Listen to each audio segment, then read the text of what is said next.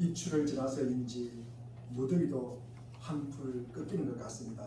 풍성한 결실의 계절을 기다리면서 우리 주님의 은혜와 평강이 우리 가운데 임하기를 빕니다. 시골지와 도시 고장이 이야기입니다. 시골에 사는 시골지가 먹고 사는 것이 힘들어서 도시로 이사를 갔습니다. 도시에는 남이 먹다가 남은 찌꺼기라도 있지 않을까 생각하면서 생계의 유지를 위해서 도시로 올라온 것입니다.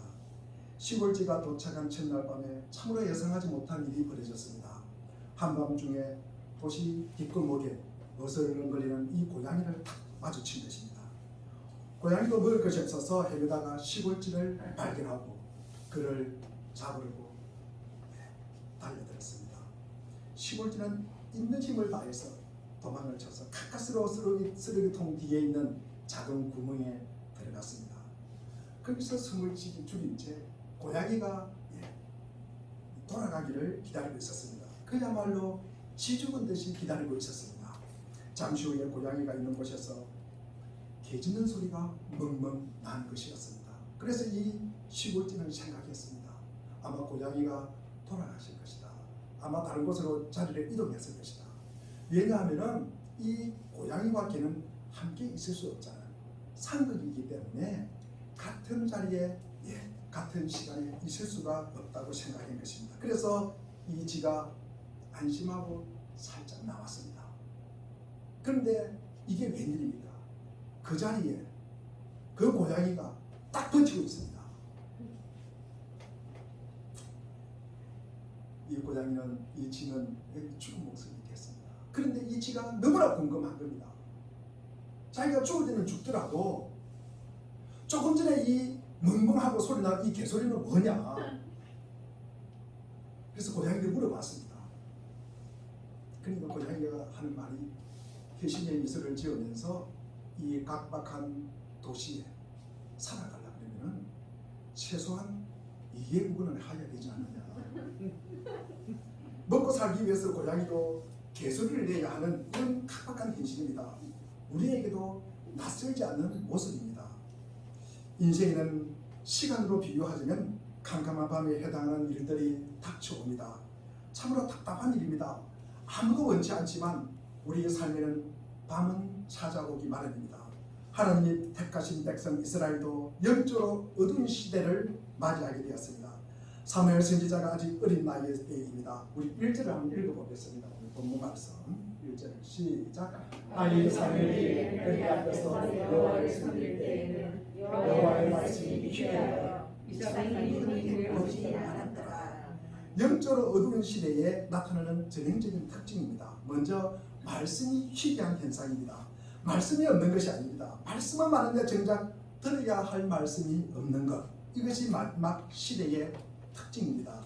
아모스 8장 11절에 보니 아모스 선지자는 이스라엘에 임한 기근이 양식이 없었음도 아니고 물도 없었음도 아니라 하나님의 여호와의 말씀을 듣지 못하기 때문입니다. 여호와의 말씀을 듣지 못하는 기간이라고 말씀하셨습니다. 지금 우리가 사는 시대는 과거 때보다도 너무나 말씀이 풍성합니다. TV를 틀면 몇 개 방송국에서 계속 설교 말씀이 나옵니다. 수많은 책과 SNS를 통해서 수많은 말씀들이 쏟아져 나옵니다. 그런데 홍수가 나면 마실 물이 없는 것처럼 정작 마실 물이 없습니다. 마지막 시대에 들어야 할 진정한 말씀이 없다는 것입니다. 또 영적으로 어두운 시대는 이상과 환상과 꿈이 보이지 않습니다. 이상이 보이지 않는 것은 미래에 대한 꿈이 없다는 의미입니다. 아무리 살펴봐도 앞이 보이지 않는 캄캄한 현실을 말합니다. 오늘날 젊은이들은 흔들 깃발이 없어서 방황하며 헤매는 현실은 우리 시대가 영적으로 어둡다는 증거입니다. 말씀이 멈추고 비전이 보이지 않는 암흑 시대에 지도자까지 판단력을 잃고 헤매고 있습니다. 당시 이스라엘 인도하던 이 엘리 제사장, 우리가 2절에 보니까 눈이 어두워서 앞을 볼 수가 없었습니다. 물론 나이가 많은 탓도 있지만 어두운 눈 때문에 판단력을 상실합니다. 영적 눈이 어두운 것입니다. 이것이 이스라엘이 당면한 현실입니다. 그럼에도 불구하고 그들에게 한 가지 희망이 있습니다. 그것이 3절입니다. 우리 3절을 한번 읽어보겠습니다. 3절 시작.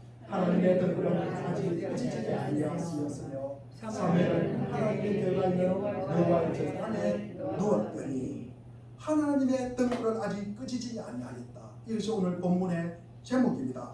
모든 것이 캄캄하고 어두웠지만 하나님의 등불은 아직 타고 있었다는 사실입니다. 이것은 두 가지 상반된 의미를 나타냅니다. 하나는 아직 새벽이 오지 않았다는 뜻입니다. 저녁에 제사장이 성소에 들어가 불을 붙인 등불은 아침까지 타고 있어야 합니다. 다시 말해서 등불이 꺼지지 않았다는 것은 여전히 밤이라는 것입니다. 새벽이 오지 않아서 캄캄하다는 것입니다. 동시에 이것은 아직 희망이 남아있다는 것입니다.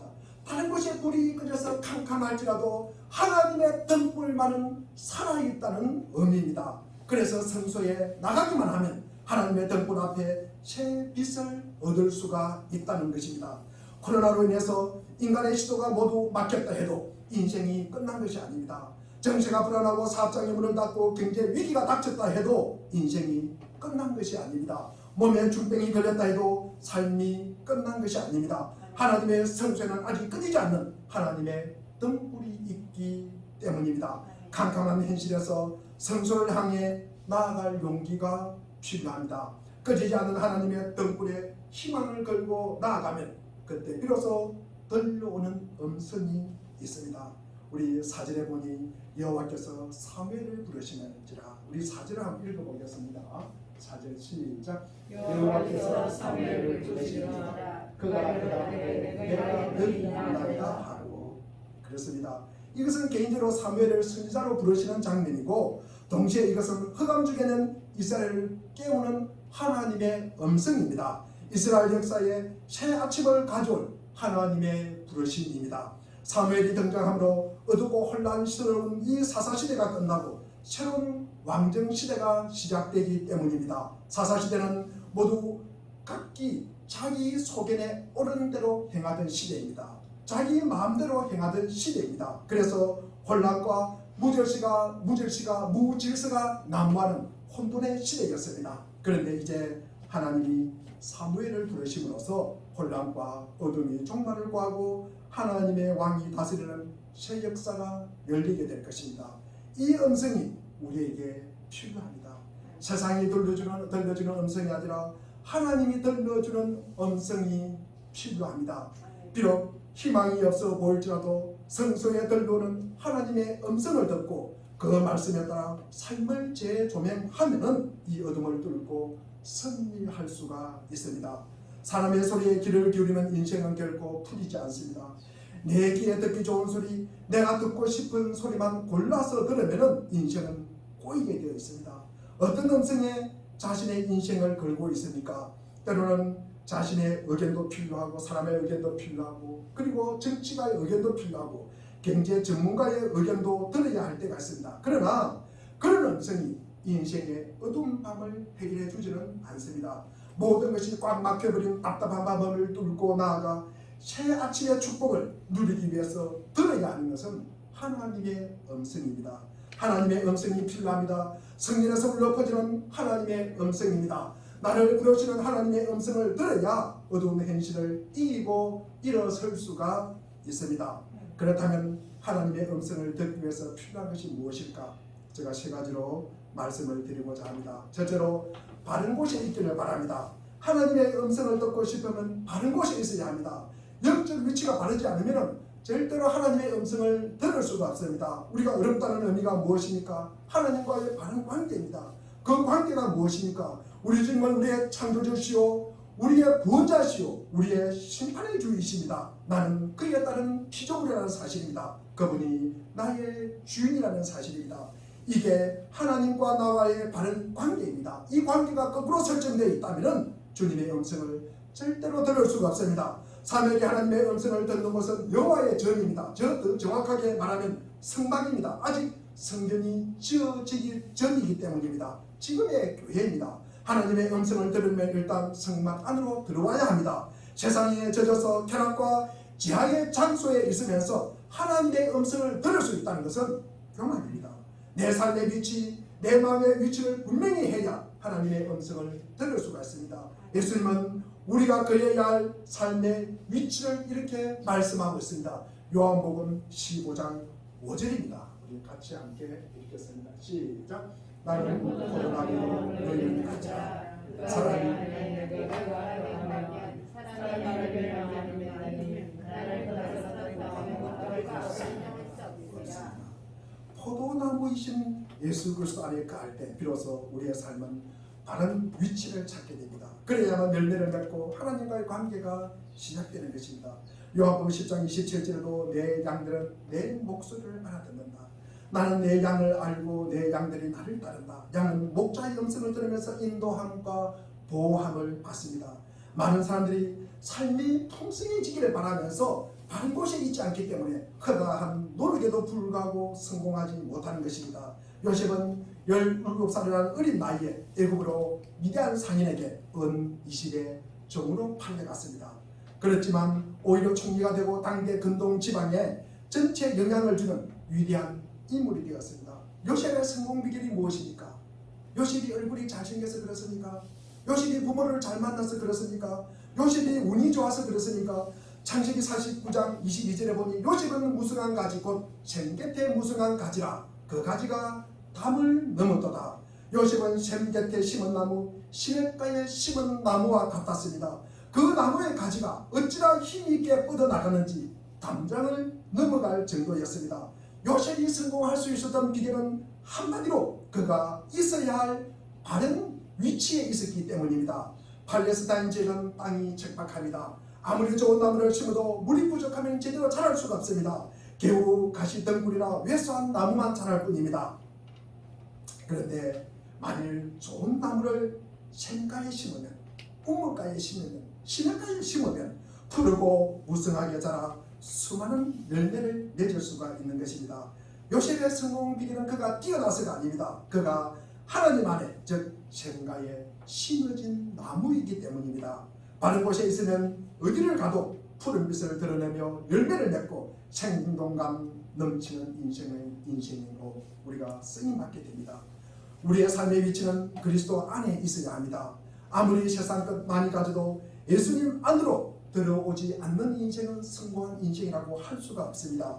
예수님 밖에 있으면 하나님을 만날 수도 없고 하나님의 음성을 들을 수도 없습니다. 지금 무엇을 행하든 어디에 있든 가장 중요한 것은 과연 나는 그리스도 안에 있는가?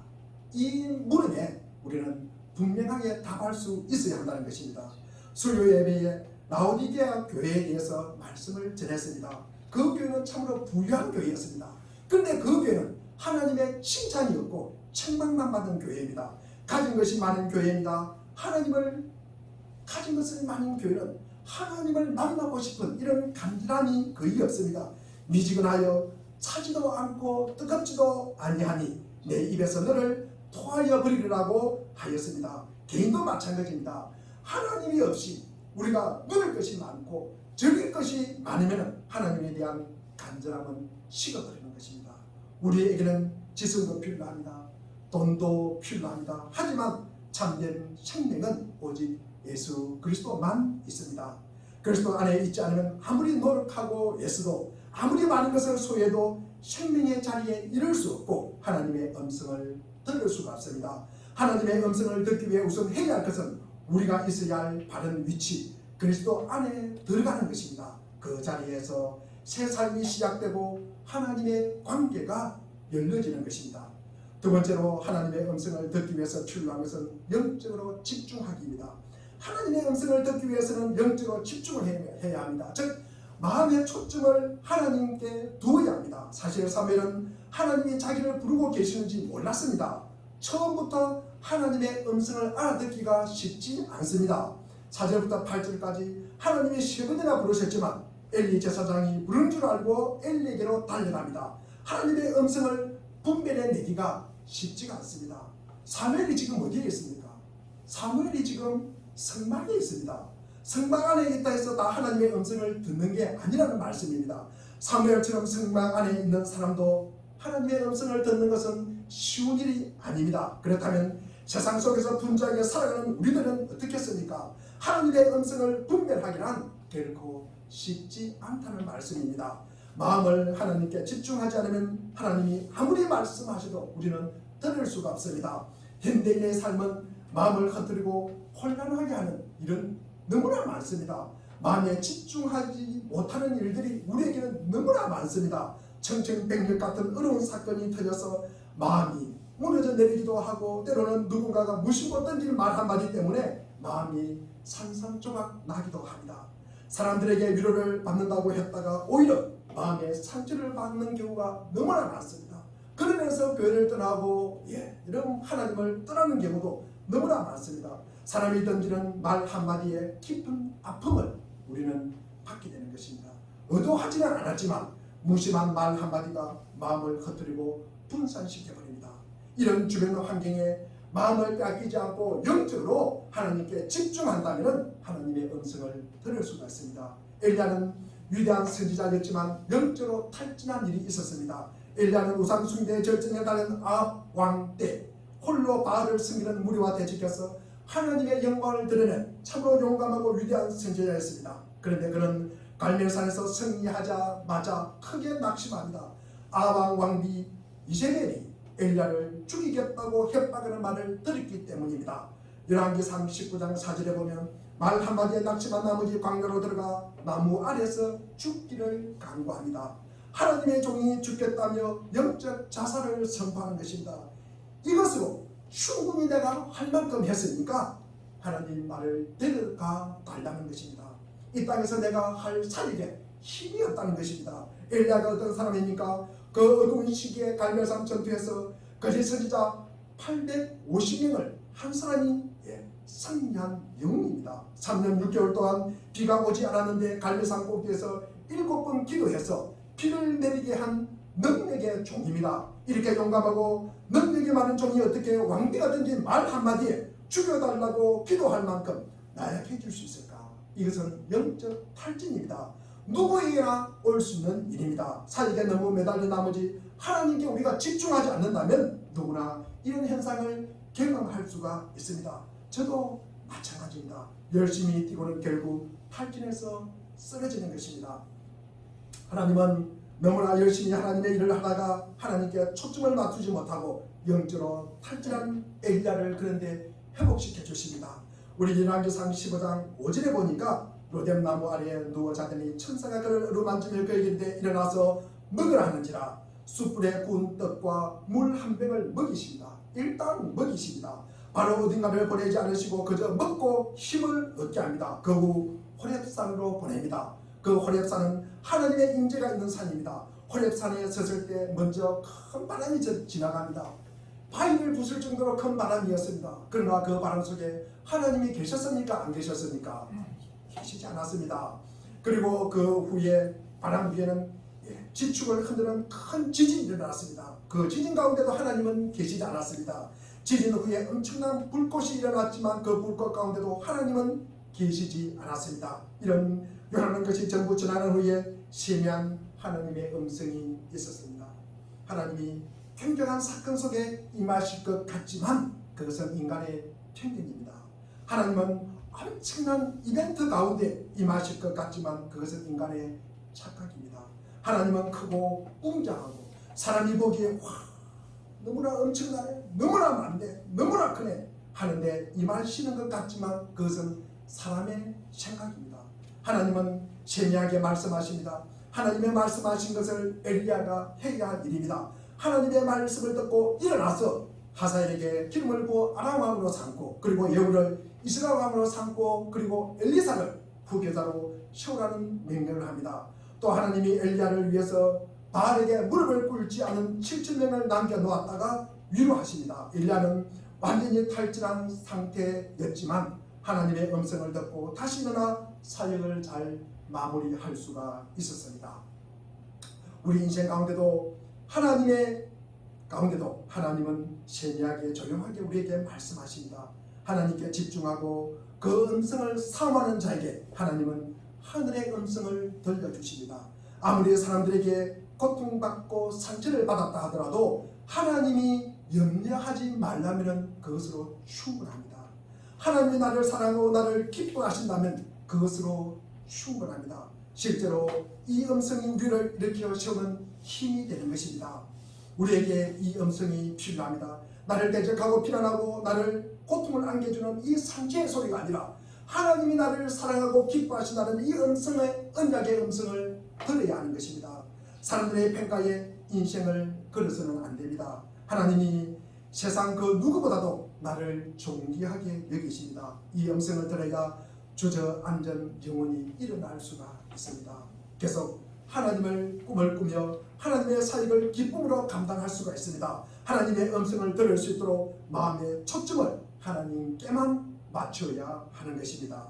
세 번째로 하나님의 음성을 듣기 위해서 필요한 것은 무엇입니까? 하나님과 사람에게 순종하는 것입니다. 하나님의 음성을 듣기 위해서는 순종이 꼭 필요합니다. 하나님은 순종하는 자에게 음성을 들려주십니다. 하나님은 순종할 용의가 있는 사람에게 말씀하시고 그 음성이 들리게 하는 것입니다. 그런데 그 하나님의 마음이 얼마나 간절했을까? 우리가 10절에 보면은 여호와께서 서서라는 표현이 드러나 있습니다. 우리 10절 한번 읽어보겠습니다. 시작. 여호와께서 서서 전과 같이 사무엘아 부르신지라. 사무엘에게 말씀하옵소서 주의 종이 듣겠나이다. 우리는 보통 하나님이 앉아서 야 이게 해라 저게 해라 이렇게 명령하는 것 같지만 우리 주님이 서서 하는 말씀입니다. 그 마음이 얼마나 조급하면 그 마음이 얼마나 애타면 그 마음이 얼마나 사랑스러우면 서서 우리의 음성을 듣기를 원하시니까 그분이 우리의 주님이십니다.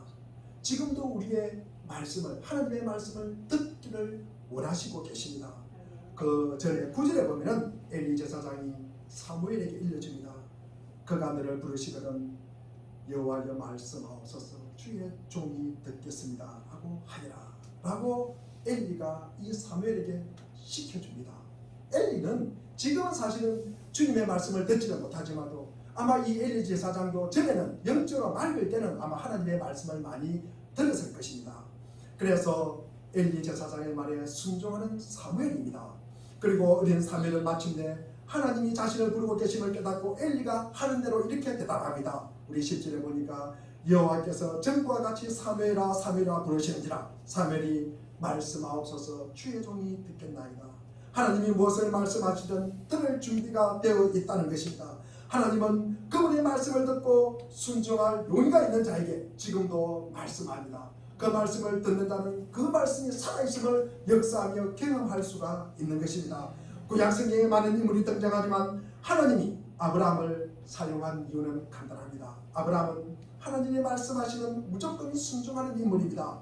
재고, 따지고 조건을 붙이는 것이 아니라 무조건 순종하는 이 아브라함입니다. 가라면 가고 서라면 서고 자라면 자고 먹으라면 먹습니다. 아브라함의 이 순종이 하나님을 참으로 기쁘게 했습니다. 그래서 하나님은 아브라함에게 은혜와 말씀의 능력을 주셨습니다. 하나님이 왜 이사야 선지자를 사용하셨습니까? 우리 이사야 6장 8절 한번 읽어보겠습니다. 이사야 6장 8절입니다. 시작. 내가 또 주의 목소리를 들으니 주께서 이르시되 내가 누구를 보내며 누가 우리를 위해서 알고 하시니 그때 내가 이르되 내가 여기 있나이다 말을 하였더니 주님 내가 여기 있습니다. 저를 보내주십시오. 이것이 하나님의 마음을 흡족하게 하고 기쁘시게 했고 그래서 하나님은 이사야를 통해서 놀라운 일들을 보여주십니다. 오늘 이 시대는 하나님은 순종한 사람들을 찾고 계십니다. 잘나가고 잘생기고 가진 게 많은 사람이 아니라 순종할 수 있는 사람을 찾으십니다. 우리의 능력은 언제나 한계가 있습니다. 우리가 가진 능력으로 일하는 것이 아닙니다. 순종한 하나님이 능력을 주시고 행하게 하십니다. 하나님 앞에 순종할 용의가 있고 그렇게 고백하고 순종하는 성도가 많아져야 하겠습니다. 어느 교수님이 채플에서 전해준 내용입니다. 엄청난 부자가 자기 집들 큰 정원과 이 수영장에 많은 사람들을 모아놓고 사람들을 초대하고 이렇게 모아놓고 하는 이야기입니다. 그리고 수영장 안에는 이 피나리아라는 이 육식 물고기를 수백 마리를 갖다가 풀어놓고 이 부자는 마을 사람들에게 이렇게 제안을 합니다. 누구든지 수영장 안에 뛰어들어서 여기에서 저 반대편까지 헤엄쳐가는 데 성공하는 사람에게는 내 재산의 절반을 주겠다. 그 말이 떨어지자 한 청년이 수영장으로 뛰어들었습니다. 순식간에 피아니라가 몰려들어서 이 청년의 몸을 물어뜯었지만 청년은 피투성이가 된 채로 이를 뚫고 건너편 저쪽까지 도달하는 데 성공을 합니다. 근데 부자가 청년에게 묻습니다. 내 재산의 절반을 줄까 아니면 내 딸을 줄까 이렇게 묻습니다. 그러자 청년은 씩씩거리면서 당신 재산도 필요 없고 당신 딸도 싫습니다. 나를 뒤에서 밀어낸 사람만 찾으면 됩니다. 청년은 누가 뒤에서 밀어서 뛰어든 것이지 본인이 기뻐서 뛰어든 것이 아닙니다. 억지로 누가 시켜서 한 일에 대한 대가는 자기 것이 되지 않습니다. 비교하고 우리가 시기하고 복수하는 것으로 하는 일은 하나님이 주신 은혜의 선물도 우리가 받을 수가 없다는 말씀입니다. 하나님의 교회도 누가 밀어서 뛰어든 사람들이 있습니다. 그러나 하나님이 기뻐하시는 사람은 억지로가 아니라 하나님을 사랑하기 때문에 기꺼이 기쁘게 뛰어드는 사람입니다. 이런 사람이 하나님께 순종할 수가 있습니다. 마지못해서 하는 것이 아니라 누구 눈치 때문에 하는 것이 아니라 하나님을 사랑한다면 그 사랑을 표현해야 합니다. 주님이 분부하신 일에 최선을 다하고 순종함으로 하나님의 교회를 세우고 하나님의 나라를 세워가는 것입니다. 은혜 목사님의 어린 시절의 간증입니다. 어린 시절에 학교를 왔다 갔다 하는 길목에 큰 집이 있었습니다. 큰 집은 뭡니까? 그 안에 보통 보면 큰도 개가 있습니다. 그래서 지나갈 때마다 무서워서 겁이 나서 도망을 칩니다. 그 집을 피하려 멀리 돌아서 갑니다. 그래서 하루는 아버지에게 이 사실을 틀어놓습니다. 그런데 아버지가 이렇게 충고를 해줍니다. 얘야, 개가 달려들면은 절대로 도망가지 말고 눈을 똑바로 떠서 그 개를 많이 쳐다보아라 그랬습니다. 그럼 너를 절대로 해치지 못할 것이다. 다음에 그 집을 지나갈 때 으르렁거리는 개를 바라보면서 똑바로 이 꼬마가 쳐다보았습니다. 그러니 개가 씹어삼킬 듯이 어린아이에게 뛰어오릅니다. 그러니 그 다음에 펄썩 주지 않습니다. 알고 보니 개의 목에는 굵은 사슬이 매겨 있었습니다. 베드로전서 5장 8절에 근신하라 깨어서 너희 대적마귀가 우는 사자같이 두루 삼킬 자를 찾나니 우리 앞길에 어려운 일이 놓여 있습니다. 세상의 대적이 우리를 삼킬 듯이 달려들 때가 있습니다. 우리는 그것을 보고 두려워서 도망칩니다. 그러나 하나님은 이미 모든 대적을 결박해 놓으셨습니다. 예수 그리스도의 죽음과 부활을 통해서 원수는 묶여져 갔습니다. 사망은 도망이 갔습니다. 수많은 죽음과 저주가 나를 삼킬 듯이 몰려와도 두려워할 필요가 없습니다. 골로새서 2장 15절에도 통치자들과 근세들을 무력화하여 히브리서 2장 14절도 죽음의 세력을 잡은 자 곧 마귀를 멸하고 예수님은 통치자와 근세들을 무력화하고 죽음의 세력을 잡고 있는 이 약한 사탄 마귀를 멸하려고 이 땅에 오셨다는 사실입니다. 하나님이 모든 대적을 이미 결박해 놓으셨기 때문에 우리가 그저 하나님의 음성을 듣고 순종하기만 하면 되는 것입니다. 주님 바라보며 믿음 가운데 하나님의 뜻을 향해서 전진해 가야 합니다. 인생의 문제 앞에서 하나님의 음성에 귀를 기울이고 그분의 뜻을 향해 나아가면 반드시 어둠을 뚫고 승리하는 인생이 될 것입니다. 사탄이 우리를 공격할 것이라는 것은 우리의 의심이요 우리의 염려일 뿐입니다. 아직 우리의 인생의 밤은 끝나지 않았습니다. 우리의 삶에 아직도 해결되지 않는 문제가 많습니다. 가정의 위기, 재정의 위기, 관계의 위기, 건강의 위기, 미래의 위기 등 바라는 일들이 여전히 해결되지 않고 기다리고 있습니다. 그러나 절대로 염려하거나 두려워하거나 포기하지 마시기 바랍니다. 온 세상이 캄캄하고 어두울지라도 하나님의 성도의 등불은 지금도 타오르고 있습니다. 우리가 하나님을 신뢰하고 믿음으로 성소를 향해 나아가기만 하면 하나님의 불빛을 발견할 수가 있습니다. 하나님의 영광의 보좌 앞에서 주님의 음성을 듣고 다시 일어나 승리할 수가 있습니다. 하나님의 음성에 인생을 걸어야 합니다. 좌절하지 말고 영광을 향해 달려가시기를 바랍니다. 지금도 하나님의 말씀은 계속되고 있습니다. 많은 이들이 오늘날을 어두운 시대라고 합니다.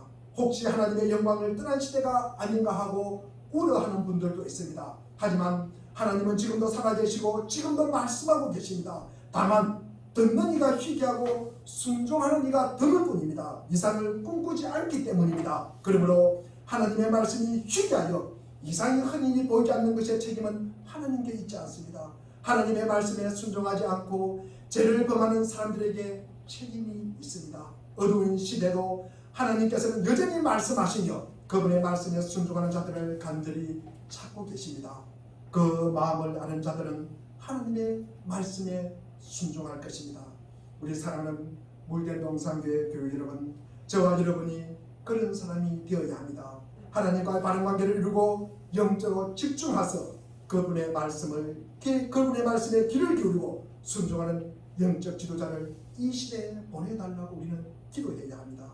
또 나 자신이 하나님의 말씀에 순종하는 자로 살게 해달라고 기도해야 합니다. 이사야 66장 2절을 우리가 한번 읽어보겠습니다.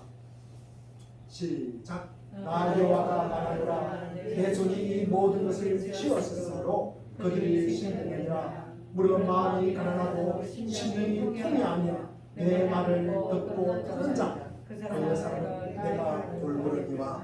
그렇습니다. 겸손한 사람, 회개하는 사람, 여호와를 경외하고 복종하는 사람, 바로 이런 사람을 하나님은 좋아하시고 돌보시고 눈여겨보시고 눈동자같이 지켜주신다는 것입니다. 이런 사람들에게 하나님 아버지께서 모아놓은 복을 허락하신다는 말씀입니다. 우리 모두 하나님께서 밝혀주시는 등불 안에서 언제든지 어디에든지 주님과의 바른 관계를 이루고 영적으로 집중하고 순종하여 주님의 말씀을 듣고 주님의 뜻을 믿고 주님의 돌보심을 받는 은혜가 가득한 우리 모두가 되시기를 간절하게 바랍니다. 기도하겠습니다. 하나님